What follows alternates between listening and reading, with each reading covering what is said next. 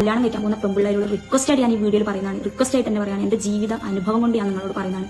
ഒരു ജോലിയായി സ്വന്തം കാലിൽ നിൽക്കാൻ പ്രാപ്തിയാവുന്ന സമയത്ത് മാത്രം നിങ്ങൾ കല്യാണം കഴിക്കുക. വീട്ടുകാരെ നിർബന്ധപ്രകാരമോ ലവ് മാരേജ് ഒക്കെ ചെയ്യുന്നതിന് മുമ്പ് നിങ്ങൾ നന്നായിട്ട് ആലോചിക്കുക. നമ്മളെപ്പോലുള്ള ആൾക്കാർ എക്സാമ്പിൾ ആയിട്ട് പറഞ്ഞു തരുമ്പോൾ നിങ്ങളത് അംഗീകരിക്കുക. നമുക്കൊരു ജോബ് ഉണ്ടെങ്കിൽ, നമുക്ക് സ്വന്തം കാലിൽ നിൽക്കാൻ പറ്റുന്നുണ്ടെങ്കിൽ നമുക്ക് ഹസ്ബൻഡിനെ ഡിപ്പെൻഡ് ചെയ്യേണ്ട ആവശ്യമില്ല. നമുക്ക് അവരെ അടിമത്തത്തിൽ നിൽക്കേണ്ട ആവശ്യമില്ല. ഇപ്പോഴത്തെ ജനറേഷൻ എന്ന് പറഞ്ഞാൽ ഫുള്ള് മാറി. നമുക്കൊരു അടിമത്തത്തിന്റെ ആവശ്യമേ ഇപ്പൊ വരുന്നില്ല.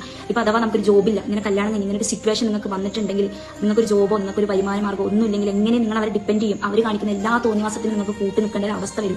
ടെൻഷൻ അടിച്ച് ഡിപ്രഷൻ അടിച്ച് നിങ്ങളുടെ ലൈഫ് പോകുമെന്ന് ഞാൻ പറയുന്നു. അതുകൊണ്ട് ദയവ് ചെയ്തിട്ട് ജോബാക്കാൻ ശ്രമിക്കുക. വീട്ടുകാരൊക്കെ പറഞ്ഞ് മനസ്സിലാക്കുക. ലവ് മാരേജ് ഒക്കെ ഉണ്ടെങ്കിൽ ജോബായി കഴിഞ്ഞ ശേഷം മാത്രം നിങ്ങൾ കല്യാണത്തെ കുറിച്ച് ആലോചിക്കുക. ഞാൻ എന്റെ ജീവിതത്തിൽ നിന്ന് പഠിച്ചൊരു പാഠമാണ് നിങ്ങൾക്ക് പറഞ്ഞത്.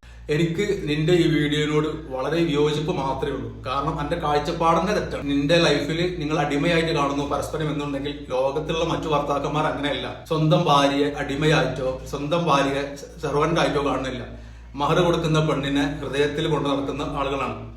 ഓക്കെ, ഇണയായിട്ടും തുണയായിട്ടും നമ്മൾ ഇഷ്ടപ്പെട്ടിട്ട് നമ്മളെ കൂടെ ജീവിക്കുന്ന പെണ്ണിനെ എങ്ങനെയാണ് നമ്മൾ ഒരു അടിമയായിട്ട് കാണുക?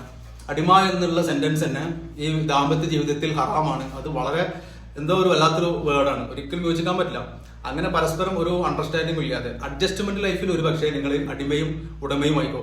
പിന്നെ ഈ പറഞ്ഞല്ലോ, എന്ത് തമ്മാടിത്തരം എന്ത് തോന്നിയാസത്തിനും കൂട്ടു നിൽക്കേണ്ടി വരുന്നുള്ളത്. ഭാര്യയും ഭർത്താവും പരസ്പരം അണ്ടർസ്റ്റാൻഡിംഗ് ആണ്.